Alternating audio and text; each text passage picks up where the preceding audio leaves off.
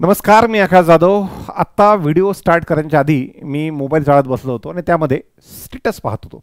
आज घटस्थापनेचा पहिला दिवस असल्यामुळं बऱ्यापैकी स्टेटस जे ते मला येलो कलरमधल्या स्टाफची दिसते. स्टाफ म्हणजे ज्यामध्ये जेंट्स आणि लेडीज दोन्हीसुद्धा आले आणि हे फोटोज होते RBI आणि नाबार्डमध्ये काम करणाऱ्या स्टाफचे. अशा फोटोंमध्ये वेगवेगळ्या नॅशनलाइज बँकांमधला स्टाफ जो मला दिसला नाही, कंपॅरेटिव्हली वर्कलोड तिकडे जास्त असल्यामुळं. तर एक असा जॉब ज्या जॉबचा पर्सनल लाईफ आणि प्रोफेशनल लाईफचा बॅलन्स चांगला असेल, ह्या जॉबपैकी एक पकडला जातो. ह्या जॉबपैकी एक पकडला जातात RBI आणि नाबार्डची जॉब. त्यामध्येच एक नोटिफिकेशन आलेलं आहे नाबार्ड ऑफिस अटेंडंटचं. त्याबद्दलची माहिती आपल्याला या शॉर्ट व्हिडिओच्या माध्यमातून जी ते पाहिजे होती. सगळ्यात महत्त्वाचं म्हणजे तुमचे डाऊट क्लिअर करण्यासाठी व्हिडिओ पहिल्यापासून शेवटपर्यंत पहा. व्हिडिओ थोडासा लांबलचक जाऊ शकतो, पण तुम्ही तुमच्या हिशोबानं स्पीड जी ती 1.25 किंवा 1.5च्या स्पीडनं बघू शकतात. मागे ह्या आधी आलेलं नोटिफिकेशन जे होतं ते 2019चं होतं आणि त्यानंतर ते एक्झाम 20मध्ये पण झाली होती आणि 20मध्ये झाल्यानंतर 2019च्या शेवटी आलेली ॲडव्हर्टिजमेंट 2020मध्ये एक्झाम झाली आणि त्यानिमित्तानं जे ते विद्यार्थ्यांचं सिलेक्शन झालं होतं. सगळ्यात महत्त्वाचं म्हणजे अटेंडंटची पोस्ट असूनही ह्याच्या आधी आलेली जी ॲड होती त्याच्यामध्ये प्री मेन्स होती. यावर्षी फक्त एकच एक्झाम आहे आणि एक एक्झामच्या माध्यमातून विद्यार्थ्यांचं सिलेक्शन जे आहे त्यामध्ये होणार आहे. आता याच्याबद्दलची माहिती आपण पाहत असताना किंवा ह्या टाईपची व्हिडिओ मी थोडंसं डिटेलमध्ये बनवतो. त्या पाठीमागचं रिझनही आहे की जेवढे काही बँक आणि इन्शुरन्सचे आपल्याला ॲडव्हर्टिजमेंट दिसतात त्या सगळ्या ॲडसाठी एनी ग्रॅज्युएट आहे. या एक्झामसाठी ग्रॅज्युएशन नसलं पाहिजे, म्हणजे 10वी 12वी ग्रॅज्युएशन अपेअर यापैकी कोणतंही चालतं, पण ग्रॅज्युएशन कंप्लीट नसलं पाहिजे. हे असल्यामुळं ही संधी अशा विद्यार्थ्यांसाठी आहे ज्यांच्यासाठी आतापर्यंत वेगवेगळ्या संध्या ज्या त्या नव्हत्या. तर बरं आहे, त्यानिमित्तानं मला असं वाटतं की अशा विद्यार्थ्यांना एक चांगली चालून आलेली संधी आहे. ती सगळी माहिती आपण या व्हिडिओच्या माध्यमातून बघू. व्हिडिओ मी 2 पार्टमध्ये डिवाईड केलेला आहे. पहिल्या पार्टमध्ये मी तुम्हाला PDF बद्दल जी डिटेल्ड PDF आली नोटिफिकेशन त्याबद्दल माहिती सांगतो. त्याची लिंकसुद्धा खाली डिस्क्रिप्शनमध्ये दिलेली आहे. आणि दुसऱ्या पार्टमध्ये अभ्यास कसा करायचा, पुढच्या 50 दिवसामध्ये एक्झाम क्रॅक करणं खरंच शक्य आहे का, ही माहिती आपण दुसऱ्या पार्टमध्ये जे ते पाहणार आहोत. तर चला आपण व्हिडिओकडे जाऊयात. व्हिडिओकडे जात असताना एक अनाऊन्समेंट मला करायची होती की या एक्झामची ही जी पूर्ण प्रोसेस आहे 2019ची प्री 2019ची मेन्स मी माझ्या डोळ्याखालून घातलेली आहे. ठीक आहे. तर त्यामुळं त्या एक्झामचा पेपर मी पाहिलेला आहे. तर त्यानंतर मला असं वाटतं की ओव्हरऑल त्या पद्धतीनं पुढच्या 50 दिवसामध्ये विद्यार्थ्यांना चांगला कॉन्टेंट देणं शक्य आहे का, तर बिलकुल आहे. तर आपण आपल्या सगळ्याच विषयाची कॉन्ट रिझनिंग इंग्लिश GAची बॅच एक अवेलेबल केलेली आहे आपल्या ॲपवर. बॅचचे डिटेल्स मी सोबत दिलेले आहेत. त्याच्यामध्ये विद्यार्थ्यांचे टॉपिक वाईज लेक्चर, बाकी त्याचं एक्सप्लेनेशन मराठीमध्ये, सगळ्या टॉपिकच्या PDF, त्यानंतर प्रॅक्टिससाठी एक्स्ट्रा PDFच्या शीटसाठी अमोल सरांनी एक टेलिग्राम ग्रुप जो तो बनवलेला आहे. त्याची लिंकसुद्धा तुम्हाला पिन कमेंटमध्ये आणि डिस्क्रिप्शनमध्ये उपलब्ध करून दिलेली आहे. त्यानंतर ह्या विद्यार्थ्यांच्या जे विद्यार्थी बॅचचे असतील त्यांचासुद्धा एक वेगळा टेलिग्राम ग्रुप बनवलेला आहे, सो दॅट त्यांना त्यांच्या एक्झामचे अपडेट, त्यांच्याबद्दलचे डिस्कशन जे आहेत ते त्यांना एका प्लॅटफॉर्मवर करता येईल. तुम्हाला ह्या बॅचसाठी 3 तारखेपासून ते 6 तारखेपर्यंत नाबार्ड 20 हा कुपन कोड वापरायचा आहे, सो दॅट तुम्हाला 20% ऑफ मिळेल. काही डाऊट असतील तर खाली टिकट लाईनवर 3 नंबर जातात बघा, त्यापैकी 2 नंबर आहेत, त्या 2पैकी कशावरही कॉन्टॅक्ट करून तुम्ही ही माहिती जी ती मिळू शकता. आपण पुन्हा एकदा आपल्या व्हिडिओवर येऊन जाऊयात किंवा आपल्या कॉन्टेंटवर येऊयात, ज्यामध्ये आपल्याला जो कॉन्टेंट पाहायचा आहे हीच ती PDF आहे. नाबार्ड ऑफिस अटेंडंट ही ग्रुप C मध्ये येते आणि ऑफिस अटेंडंट तर डेव्हलपमेंट असिस्टंट ही ग्रुप B मध्ये येते. मग ग्रेड A ऑफिसर, तर ही ग्रुप C, मग डेव्हलपमेंट असिस्टंट ग्रुप B आणि मग त्यानंतर नाबार्ड ग्रेड A. या पद्धतीनं रिक्रुटमेंट होते. ॲप्लिकेशनची लास्ट डेट ही 21 ऑक्टोबर आहे. यातल्या महत्त्वाच्या तारखा, एक्झामची डेट पण देऊन टाकलेली 21 नोव्हेंबर, याच्याबद्दल मी तुम्हाला आधीच मैंने आपको इत्तला किया था. 108 जागा आहेत आणि 108 पैकी 1/3 जागा महाराष्ट्रासाठी आहेत. महाराष्ट्राशिवाय असं कोणतंही दुसरं राज्य नाही आहे. 108 पैकी 35 महाराष्ट्राला आहेत.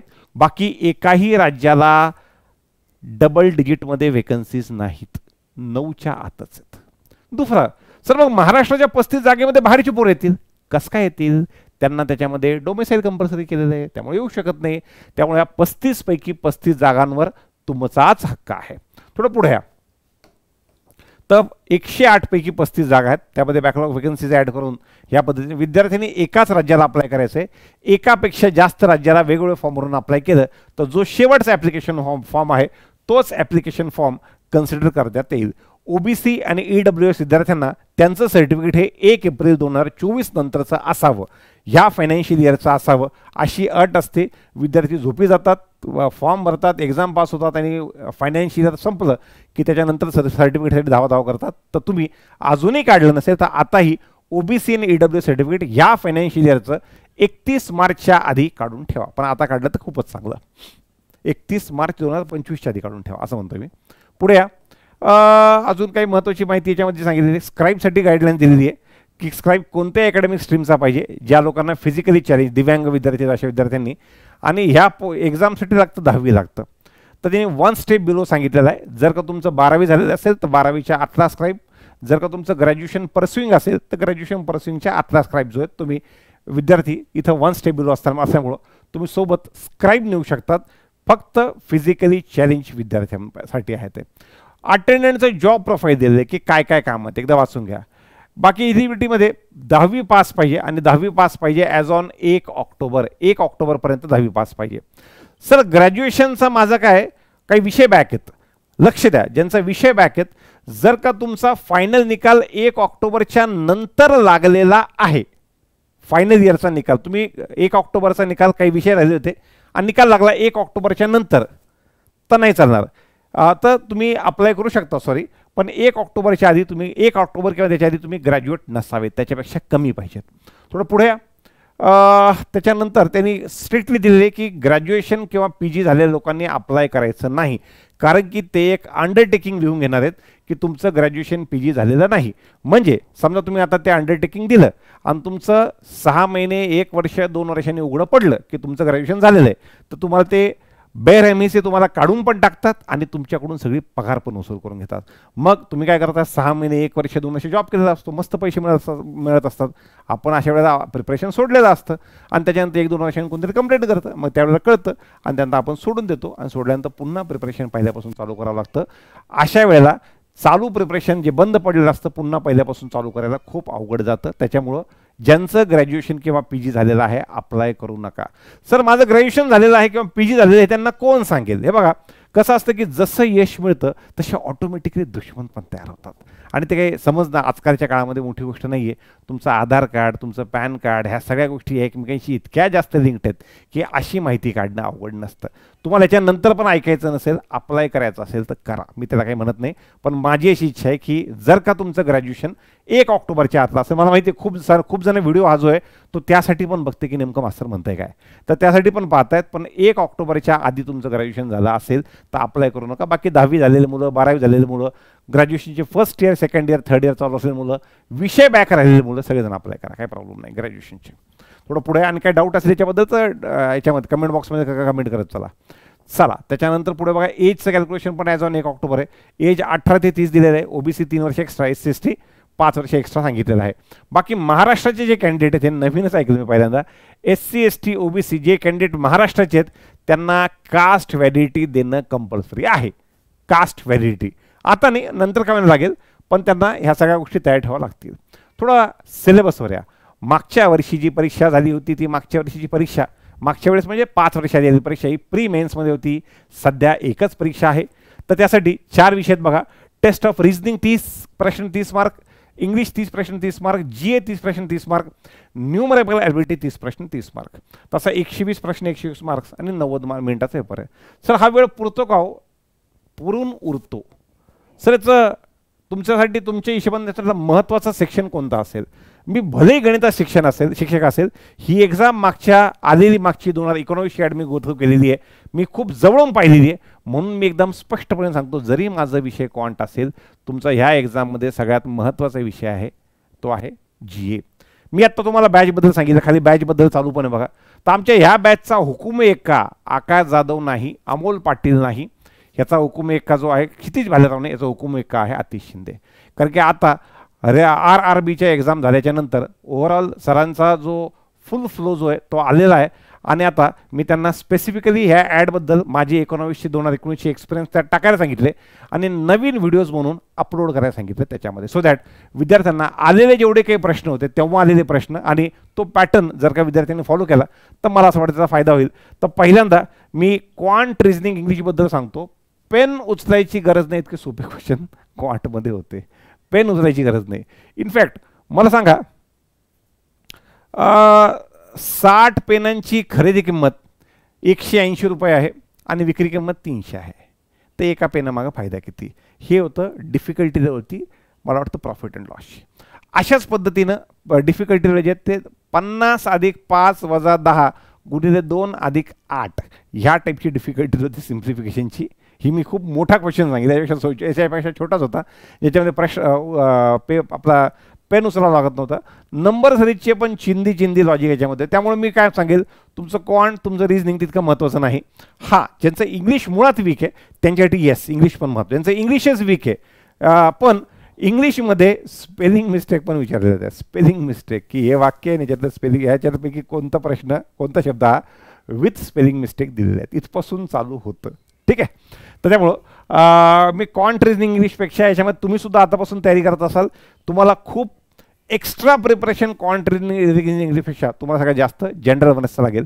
त्याची तयारी तुम्हाला चांगली करायची. आणि मला असं वाटतं अतिशय तुमच्यासाठी त्यासाठी सगळ्यात बेस्ट ऑप्शन जे ते असू शकतात. थोडंसं पुढे या. आणि ज्यांचं इंग्लिश वीक आहे त्यांना जनरल अवेअरनेसच्या शिवाय इंग्लिश लँग्वेज ह्या दोघांना, ह्या 2 विषयांना तुम्ही चांगल्या पद्धतीने बनायचं. प्रायोरिटी वाईज दिलं तर 1 नंबर, प्रायोरिटी वाईज दिलं तर 2 नंबर, आणि बाकी रिजनिंग क्वांटबद्दल 3 आणि 3 नंबर्समध्ये त्यांचं इक्वल वेटेज पकडेल मी. त्यामुळं तुम्ही जेवढं चांगलं तुमचं GA कराल, जेवढं चांगलं इंग्लिश कराल, त्याच पद्धतीमध्ये तुमची बॅच जरी रेकॉर्डेड असेल तरी सोबत शेवटच्या वीकमध्ये आपल्याला लाईव्ह लेक्चर घेऊन विद्यार्थ्यांना थोडंसं अजून फ्लोमध्ये जे ते आणायचं आहे. अजून पुढे आहे थोडंसं. सर याचा कट ऑफ काय, आता थोडंसं तुम्हाला कट ऑफकडे घेऊन जातो. कट ऑफ बघा, मागच्या वर्षीचा कट ऑफ आहे. मागच्या वर्षी प्री मेन्स होती, पण हा जो कट ऑफ आहे हा 120 पैकीच आहे. तर मागच्या वेळेसचा प्री मेन्सपैकी होता हा दिलेला बघा 4 फेब्रुवारीचा प्रीचा कट ऑफ. आता 2 एक्झाम नाही, एकच आहेत, पण आताची पण एक्झाम 120ची आहेत. 120 पैकी महाराष्ट्राचा कट ऑफ 93.5 होता. ह्याचा साधारण काय की पोरांना 101 अटेम्प्ट केले असतील. हे बघा VIचा कट ऑफ त्यावेळेस 101 होता. पोरांनी 93 मार्क घेण्यासाठी 101 अटेम्प्ट केले असतील. तर जर का 120 पैकी 100 अटेम्प्ट होत आहे, इट मीन्स की पेपरचा खूप पॅटर्न खूप सोपा होता, डिफिकल्टी लेवल सोपी होती. हाच त्याचा अर्थ आपण काढू शकतो. चला थोडंसं पुढे. पण आता ही सोबत पॉसिबिलिटी आहे की प्री प्लस मेन्स ह्या दोन्ही एक्झाम एकत्र झाल्यामुळं एखादा, आणि एक्झामला पण त्या 5 वर्ष झाल्यामुळं थोडीशी डिफिकल्टी वाढतील. ती तयारी आम्ही पण ठेवलेली आहे, ती तयारी तुम्हीसुद्धा ठेवायची आहे. बाकी सेक्शनल कट ऑफपैकी सेक्शनल कट ऑफ होता, ज्यामध्ये रिजनिंगचा कट ऑफ जो आहे तो 3.75, इंग्लिशचा कट ऑफ 6.5चा, जनरल अवेअरनेसचा 3.75 आणि क्वांटचा कट ऑफ 9 मार्काचा. ते 30 पैकी 9 आहेत जे सहज पडू शकत होते. या पद्धतीने आहेत बघा. थोडं पुढे अजून, त्यामुळं ॲडबद्दल आपण डिस्कस केलं. आणि कंपोजिट टाईम आहे, सेक्शनल टाईम नाही आहे. बाकी एक्झाम इंग्लिश आणि हिंदीमध्ये असेल. एक्झाम झाल्याच्यानंतर तुमची लँग्वेज प्रोफिशियन्सी टेस्ट असेल, जरी तुम्ही त्या राज्याचे असाल. मी महाराष्ट्राचा आहे आणि त्याच्यानंतर पण समजा मला LPT द्यावी लागेल का, तर हो, पहिल्यांदा तर डोमेसाईल कंपल्सरी आहेच, पण सोबत LPT पण तुम्हाला द्यावी लागणार आहे. चांगलेच आहे. चला, एक्झाम 2 भाषात होईल, इंग्लिश हिंदी, आणि निगेटिव्ह मार्किंग 1/4 आहे. सेक्शनल कट ऑफ जो आहे तो असणार आहे. त्यानंतर तुम्हाला त्या राज्याची रीड राईट हे आलं पाहिजे. कट ऑफ जे ते प्रत्येक राज्याचे वेगळे असतील, आणि ते इंडिव्हिज्युअल कट ऑफ पण असणार आणि टोटल कट ऑफ पण असणार आहे. थोडं अजून पुढे. ॲप्लिकेशनची फी जी आहे ती SC ST PWD विद्यार्थ्यांना 50 आहे, आणि अदर कॅटेगरी जनरल EWS OBCना 500 रुपये दिलेले आहे. थोडं अजून पुढे. एक्झामचे जे सेंटर्स आहेत त्यामध्ये अमरावती, अहमदनगर म्हणजे अहिल्यानगर, अकोला, छत्रपती संभाजीनगर, धुळे, जळगाव, कोल्हापूर, लातूर, मुंबई, ठाणे, नवी मुंबई, मुंबई मेट्रोपॉलिटन रिजन, नागपूर, नांदेड, पुणे, सोलापूर, नाशिक, चंद्रपूर. तर हा पण एक्सक्यूज नाही आहे की परीक्षा मुंबई पुण्याला आहे आणि मला तिकडे जायला पैसे लागतात. ऑलमोस्ट तुम्ही जिथे इथं राहत आहेत त्याच्यापासून जवळपास सगळीकडे एक्झामचे सेंटर जे ते त्यांनी महाराष्ट्रासाठी कव्हर करा. तुम्ही बघा ना, आपल्यापेक्षा जास्त लोकसंख्या UPची आहे. तुम्ही सेंटर वाईज बघा ना, आपल्याकडे किती सेंटर देत, भरपूर सेंटर देत आपल्याकडे. तर 1 2 3 4 5 6 7 8 9 10 11 12 13 14 15 अजून काय पाहिजे. 36 जिल्हे आहेत, त्यापैकी 15 जिल्ह्याला सेंटर्स आहेत. पुढे पगार जो आहे त्यानं तो पुन्हा त्यांनी यांच्याकडून चुकून हा स्टार्टिंग पॅकेज 10,000 टाकलं गेलं. हा बेसिक पॅकेज बेसिक 17,270 आहे, पगार 35,000 आहे. अजून एक महत्त्वाची गोष्ट, ह्यांचं आहे ग्रुप C. त्या ग्रुप B वाल्यांचं म्हणजे DL पोरांचं म्हणणं की सर आमच्यापेक्षा त्यांना असं काही खूप मोठा फरक नसतो, त्यांना पण आमच्यासारखेच बेनिफिट असतात, त्यांना पण आमच्यासारखेच रेसिडेन्शियल क्वार्टर्स दिले असतात. मी यांच्या नाबार्डच्या घाटकोपरवाल्या क्वार्टरमध्ये गेलेलो आहे. तिथून स्पेसिफिकली त्यांना एक बस पण असते जाण्यासाठी. एम्प्लॉईला सगळ्यांना घाटकोपरवरून तर BKCला हेड ऑफिसला जाण्यासाठी बस पण असते. अजून काय पाहिजे आयुष्यामध्ये. बरं त्याशिवाय बाकीसुद्धा बेनिफिट मी आधी तुम्हाला सांगितलेलं आहे की मी भारतामध्ये जेवढे वेगवेगळे जॉब्स पाहिलेले आहेत इन्क्लुडिंग MPSC, सगळ्यात चांगला मला हॅपीनेस इंडेक्स, एम्प्लॉईचा हॅपीनेस इंडेक्स मला कुठं दिसला असेल तर तो RBI नाबार्डमध्ये दिसलेला आहे. बाकी सोयीसुद्धा भरपूर असतात. ह्या इनिशियल पगारावर जाऊ नका, पण त्याच्याशिवाय सोयीसुद्धा भरपूर असतात. ह्या 35,000 पॅकेजशिवाय त्यांनी काय काय सांगितलेलं आहे, त्याच्याशिवाय तुम्ही DA साठी अलाउड आहात, लोकल कंपेन्सेटरी अलाउन्स आहे, हाऊस रेंट अलाउन्स आहे, ग्रेड अलाउन्स आहे, हे वेगवेगळे जे आहेत ते सगळ्या गोष्टी त्यांना फॅसिलिटीज आहेत. त्याच्याशिवाय इतक्या गोष्टी त्याच्यामध्ये वाचून दाखवतो. Reimbursement of petrol for vehicle of official purpose, newspaper, book grant, allowance for furnishing of residence etcetera लिहिलं आहे. त्याच्यानंतर दिलेले OPDचे काही ट्रीटमेंट आहे, हॉस्पिटलायझेशन आहे, त्याची बेनिफिट आहे, इंटरेस्ट फ्री फेस्टिवल ॲडव्हान्स आहे, LTC आहे, 1 in 2 year for self spouse and eligible dependent. चांगली गोष्ट आहे. Loans and advances on concessional interest rate for housing, vehicle, education, consumer article, personal computer etcetera. तर आपका रुलाव काय नवीन पेन्शन स्कीम लागू आहे, gratuity, optional group term insurance plan, अजून काय पाहिजे आयुष्यात, या सगळ्या गोष्टी ज्या आहेत त्यांनी उपलब्ध करून दिलेल्या आहेत. थोडं पुढे या. बरं, मी आता एक DA मुलीसोबत बोललो. तिनं सांगितलं सर मागच्या बॅचमधले मुलं जे ग्रुप C अटेंडन्स होते ते इंटर्नल परीक्षेतून 2018-19 मुलं जे ते 2022मध्ये लागून गेले सांगितलं. 22मध्ये ते 22-23ला ते ग्रुप B मध्ये डेव्हलपमेंट असिस्टंट पण होऊन गेलेले आहेत. तर फक्त जागा निघणार आहे म्हणणे सर की अशा किती एक्झॅक्ट जागा निघतात त्याच्यावर डिपेंड आहे. तर असं आपण फिक्स नाही सांगू शकत.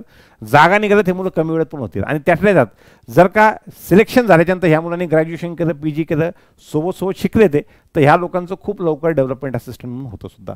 ॲप्लिकेशनची प्रोसेस जी आहे ती आपली IBPS सारखीच ॲप्लिकेशन, IBPSच एक्झाम घेते सारखी काय तीच प्रोसेस आहे. त्यामुळे ते एकदा बघून घ्यायचं तुम्ही. बाकी त्याच्याशिवाय इम्पॉर्टंट डेट्स ऑलरेडी सांगितलं. 21 ऑक्टोबर ॲप्लिकेशनची लास्ट डेट आहे. महाराष्ट्राची ऑफिशियल रिजनल लँग्वेज ज्याची LBT होईल ती मराठी हीच आहे, जी तुम्ही सहज पास करू शकतात. आणि अशा पद्धतीने हे आहे. आता थोडंसं पुढे या, थोडं पुढे या, इकडे. Can I apply from another state? कशाला? महाराष्ट्रात आहेत ना जागा चांगल्या. सर मला मराठीशिवाय हिंदी पण येते आणि मला असं वाटतं मला तिकडे जॉब पाहिजे, मग करा बाबा. पण अशा वेळेला तुमचं मला वाटतं डोमिसाईलचा क्रायटेरिया त्यांनी दिलेला आहे, त्यामुळे न केलेलं बरं. तुमच्या होम स्टेटमधून अप्लाय करा ज्यांची LBT तुम्हाला येते. सर माझ्या कॅटेगरीला कसल्याही वेकन्सीज नाहीत. हे बघा नोटिफिकेशनमध्ये दाखवतो. काही विद्यार्थी म्हणू शकतात की सर माझ्या कॅटेगरीला कसल्याही वेकन्सीज नाहीत, जे की पहिल्या का दुसऱ्या पानावर दिलेलं आहे. पाहिलं होतं मी, हे इकडं.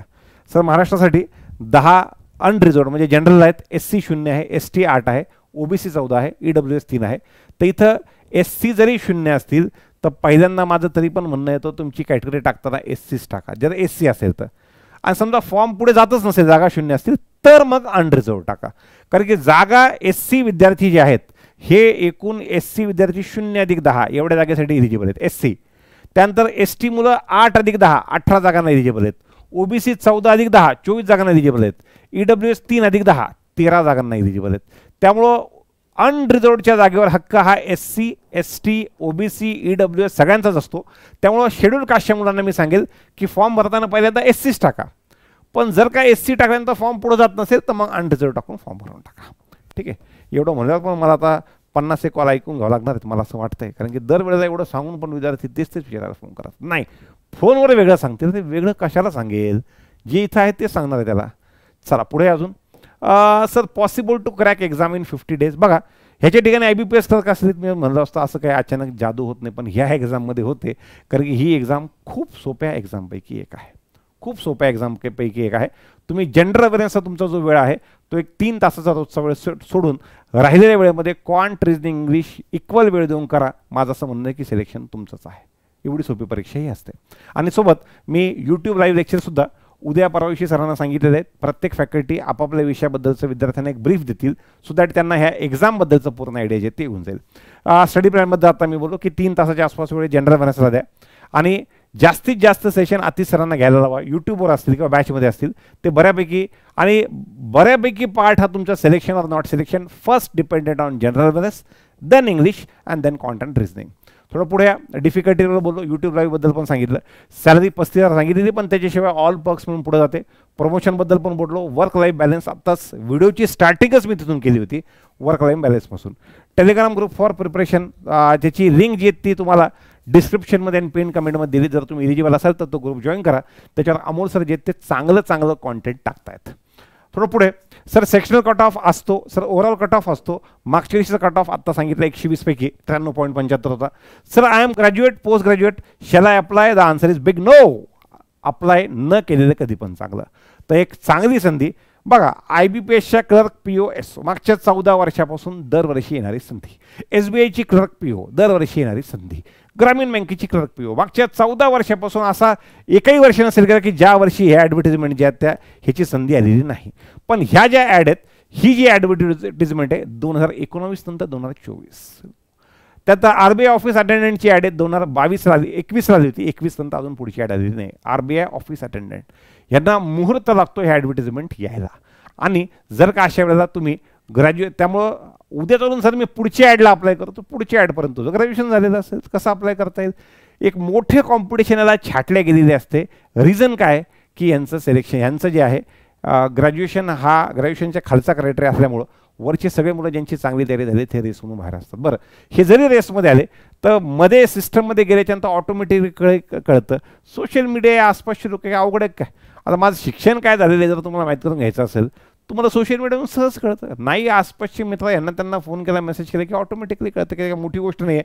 त्यामुळं असे विद्यार्थी पुन्हा ते सिस्टममध्ये जातात, तिथून त्यांना काढून टाकलं जातं. त्यानंतर नवीन पोरांना संधी दिली जाते. त्यानंतर अजून एक महत्त्वाची गोष्ट आहे, 1-2 वर्ष नाबार्ड ऑफिस अटेंडंट आणि RBI ऑफिस अटेंडंट 2-2 वर्षापर्यंत वेटिंग लिस्ट काढत जातात. म्हणून संधी 108 मुलांना न मिळता जास्त मुलांना संधी मिळते. का ते होऊ शकतं उद्या जाऊन पोराला असं वाटलं की मला माझ्या गावात ऑफिसरचा जॉब मिळतो, तो तिकडे जाईल, तो ह्या सोडून देईल.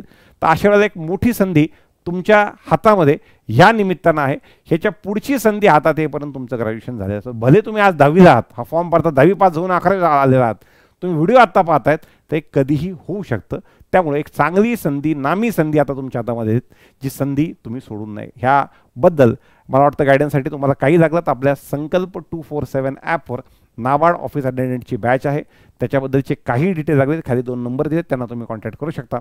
सोबतच मी आमच्या टीममधले जे इतर फॅकल्टी आहेत अमोल पाटील, क्षितिज भालेराव आणि सोबत अतिश शिंदे यांनाही पटकन सांगून आज उद्यामध्ये यूट्यूबला यायला होतो आणि याच्याबद्दल जे ते बोलायला सांगतो.